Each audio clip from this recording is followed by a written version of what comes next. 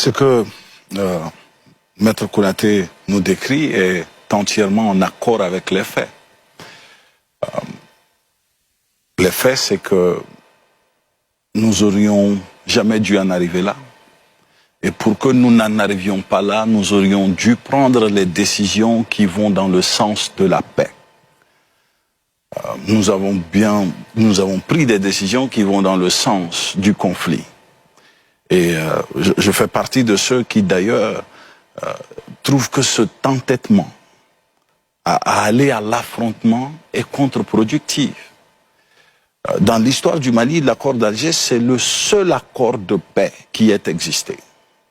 Les gens parlent de beaucoup d'accords, mais les autres accords sont très généralement des accords de cessez-le-feu. Et le simple nom a été déformé et ça a été instrumentalisé dans l'opinion publique pour provoquer un dégoût de cet accord.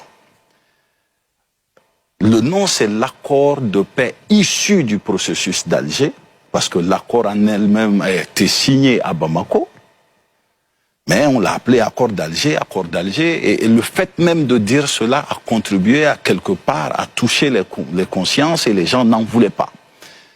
Et cet accord avait une clause de modification, ce qui est quand même rare pour les accords de paix, où il est écrit que l'accord pouvait être modifié si les deux parties arrivaient à s'asseoir et à discuter sur le contenu et à décider de changer des choses. Donc oui, mettre cet accord de côté et ne pas avoir de substitut pour cet accord n'arrangeait pas forcément les choses. Les éléments autres que cela qui n'arrangent pas forcément les choses, c'est aussi l'implication de groupes paramilitaires qui, par leur méthode sur le terrain, décrit par nos populations, ont conduit à beaucoup plus de colère, de frustration.